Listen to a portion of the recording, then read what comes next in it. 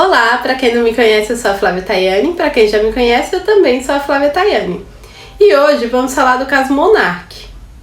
E se você não sabe o que é o caso Monark, acho que você está em outro planeta. Porque da Veja ao New York Times, esse caso ocupou todas as redes sociais, todas as páginas de notícia, tudo que vocês imaginarem desde a última semana. Mas se você estiver um pouquinho por fora, vou contextualizar você. Existe um canal aqui no YouTube chamado Flow Podcast, que nada mais é do que um podcast em que os apresentadores, o Igor e o Monark, entrevistam diversas pessoas, celebridades, políticos, influencers e aí vai.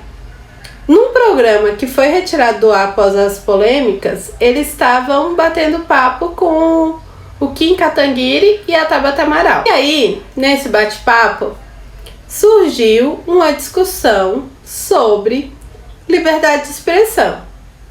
E um dos apresentadores, o Monark, soltou o seguinte posicionamento. Segura aí. Vocês. Sim. Eu acho que o nazista tinha que ter o partido nazista. Eu acho que não. Reconhecido Lembra, um anti-judeu. Eu acho que ele tinha direito de ser. Eu acho que não. Como não? Você vai matar quem é anti... Então, eu coloquei as palavras do Monark para eu não colocar palavras na boca dele. Foi exatamente isso que vocês acabaram de ouvir que ele falou. E essa fala dele, no exato momento que o episódio foi publicado, começou assim a sofrer diversas retaliações na internet. Foi trend topics no Twitter, começou a várias pessoas expressarem opinião sobre o posicionamento do Monark, etc. E essa fala ela tem muitos problemas.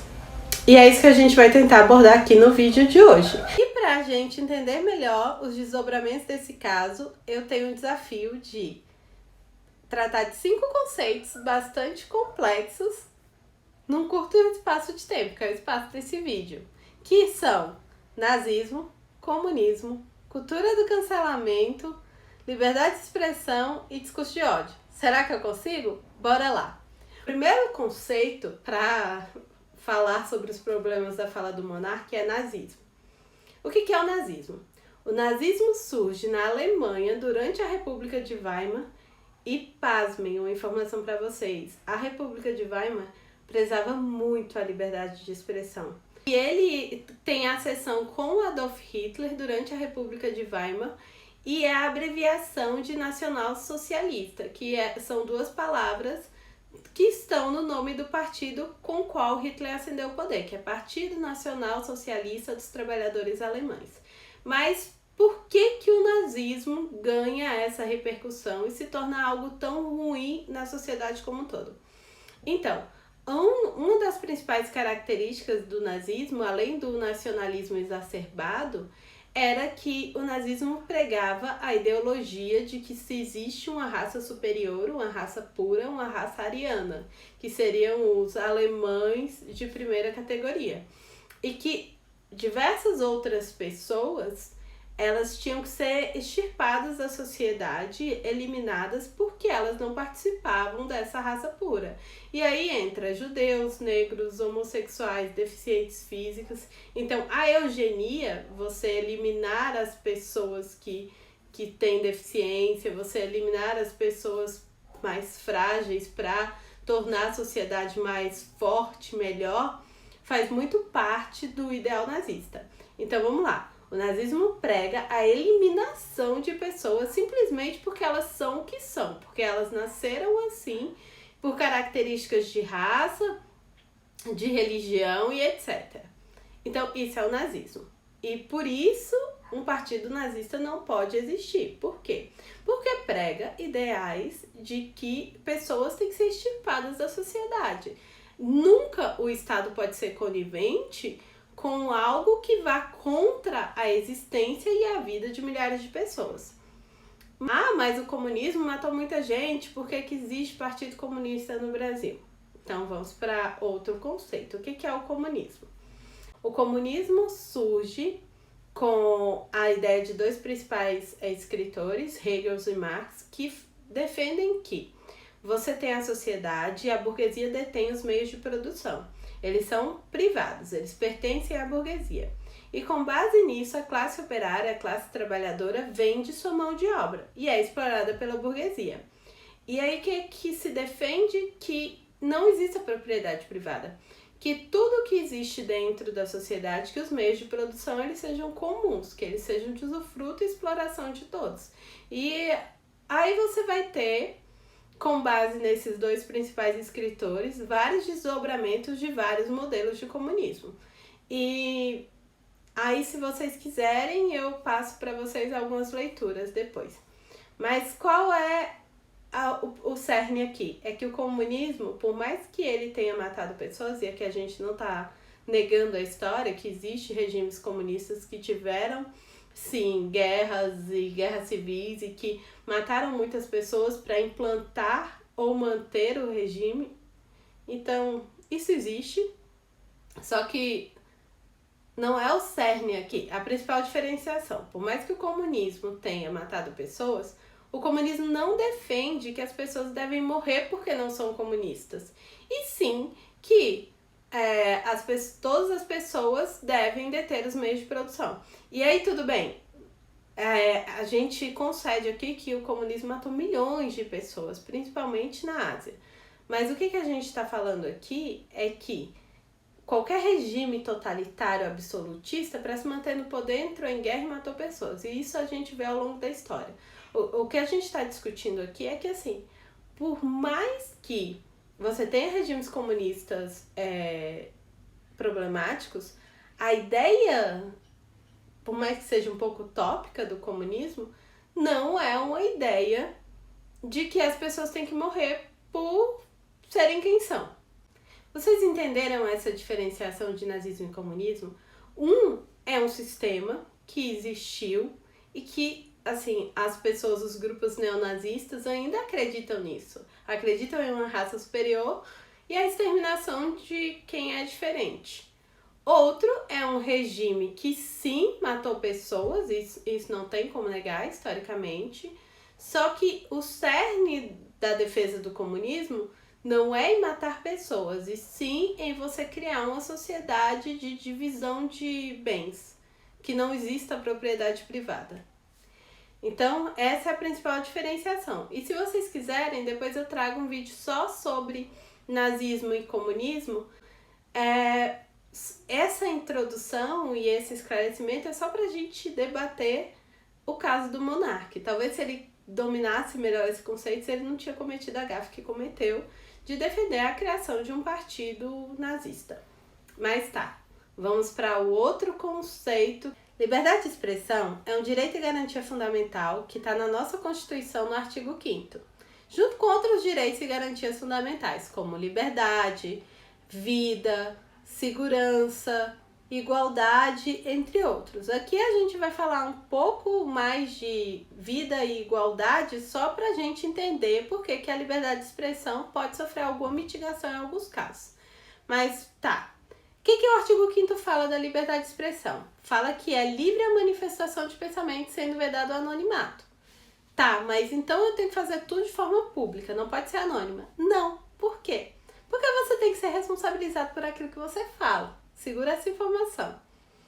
E aí, o artigo 220 da Constituição, inclusive, galera, leiam a Constituição, mesmo que vocês não sejam do direito, porque é na Constituição que estão todas as nossas liberdades, nossos direitos, nossas garantias, e é muito importante que todo cidadão tenha conhecimento da sua própria Constituição, mesmo que não seja da área jurídica.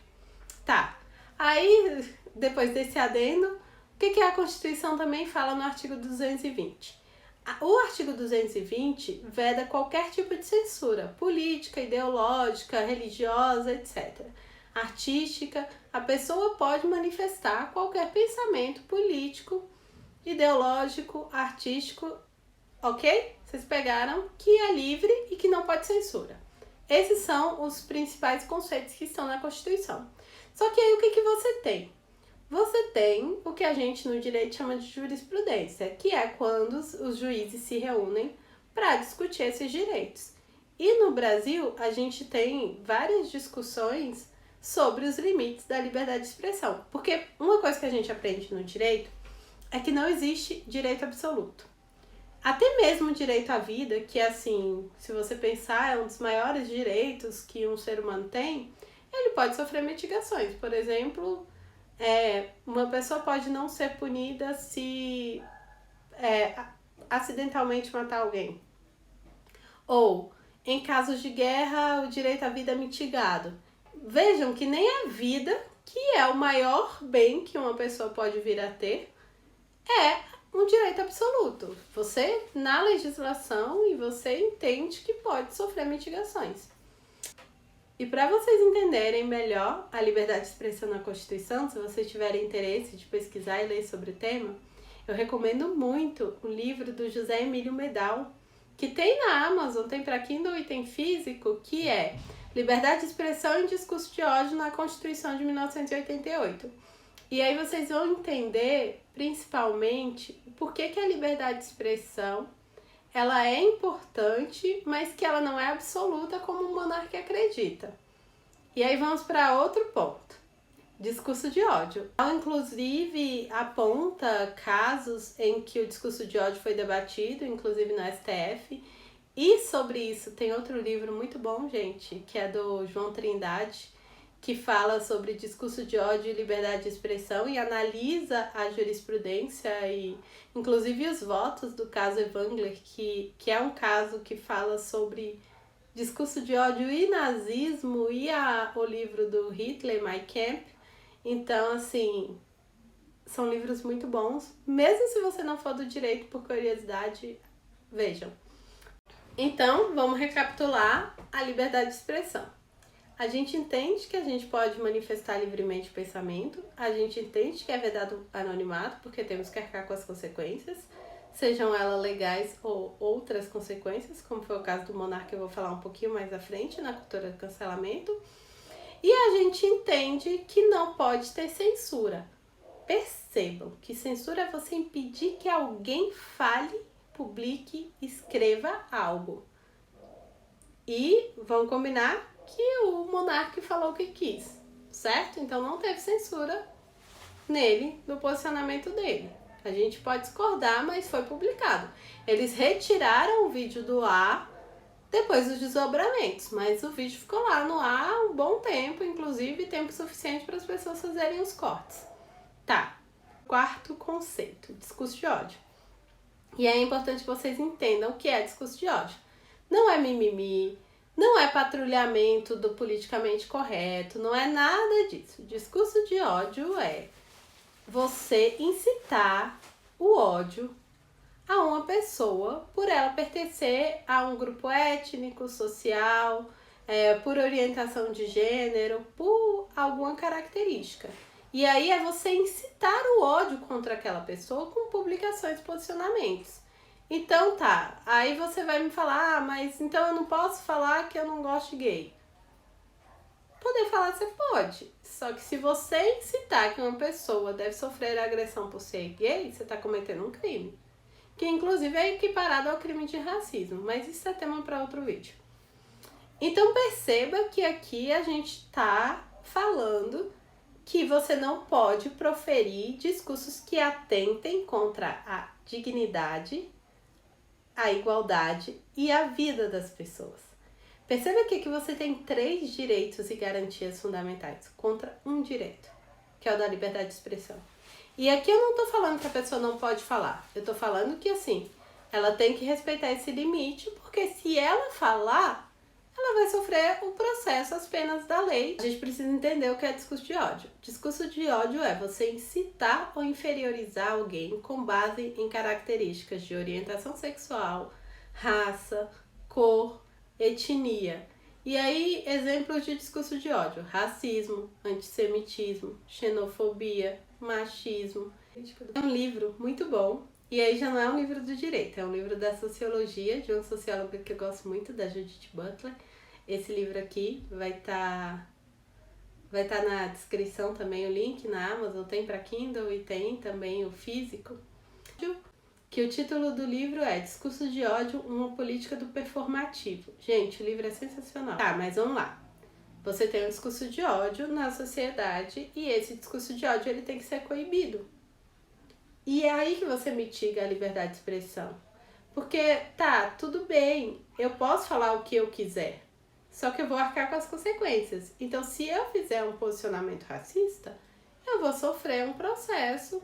Se eu fizer apologia ao nazismo, eu vou sofrer um processo. E isso é um mecanismo que não existe para você censurar a pessoa, porque a censura é prévia. O que existe são as consequências dos atos. E trazendo agora para o caso Monark, ele falou o que quis. E ele sofreu as sanções. E ele não sofreu as sanções só, tipo, o Ministério Público está investigando. Ele também sofreu sanções das empresas privadas. Porque, inclusive, essa é a beleza do capitalismo. O boicote, ele só existe no capitalismo. Por quê? Porque você pode parar de consumir. Para você boicotar, tem que ter consumo. E o que é o nosso quinto conceito, a cultura do cancelamento? A cultura do cancelamento nada mais é do que um boicote. É você parar de consumir algo porque você discorda do posicionamento daquela pessoa. E aí eu posso até conceder que a gente está utilizando demais a cultura do cancelamento, que a gente está cancelando as pessoas, que estamos reduzindo o debate público. Mas o que a gente não pode deixar é as pessoas falarem o que quiserem sem sofrerem nenhuma sanção pelo que elas falam. Porque aí vira anarquia, vira ausência de regra, ausência de norma. E é muito perigoso na sociedade que a gente vive, na forma como as pessoas agem com violência, com agressão, na forma como as pessoas ofendem as outras, a gente partir para uma anarquia ou para não responsabilização de atos tão sérios quanto apologia a nazismo ou racismo.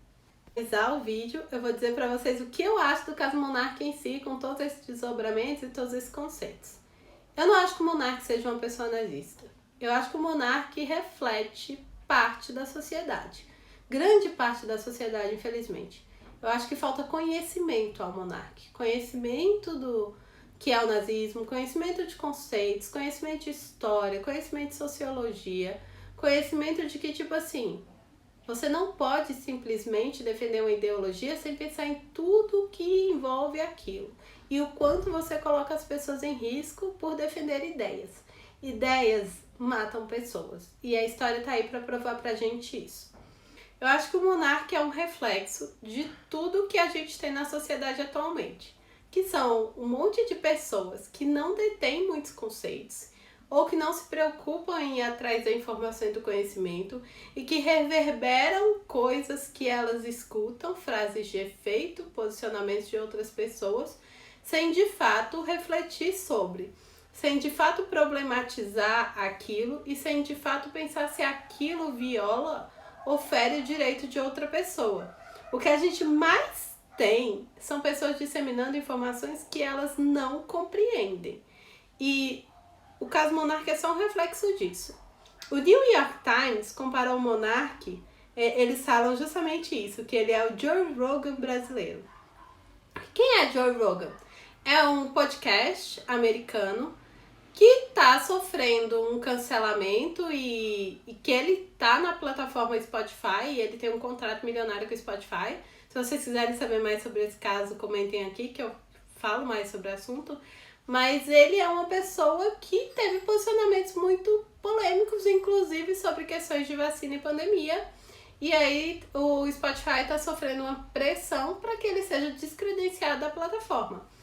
E aí é o que eu falo pra vocês, que a cultura do cancelamento ela existe como forma de boicote e ela só existe em sociedades capitalistas, gente. E é uma forma do mercado regular aquilo que ele quer. Eu, como marca, não quero a minha imagem associada a alguém que tem um posicionamento tão polêmico quanto nazista. E eu, como marca, na minha liberdade de iniciativa privada, posso descredenciar. Isso não é censura. Censura seria se o Flow tivesse que mandar todos os vídeos que eles iam postar para os patrocinadores, para eles aprovarem antes, para falar, olha, retira essa frase aqui que eu não gostei, não quero minha marca vinculada a isso. Isso seria censura. Boicote e cancelamento é um reflexo da sociedade, é um reflexo de o que as pessoas querem consumir e é uma forma delas controlarem as redes e controlarem o que elas querem ver. E isso faz parte da liberdade de cada um, não é a cultura do cancelamento. É isso. Se eu ficar divagando mais aqui ou falando mais coisas que eu acho, o vídeo vai ficar muito longo. Eu espero que vocês tenham entendido todos os conceitos. Curtam, comentem e se inscrevam aqui no canal. E deem opiniões, sugestões. E aí, vocês concordam com o que eu disse?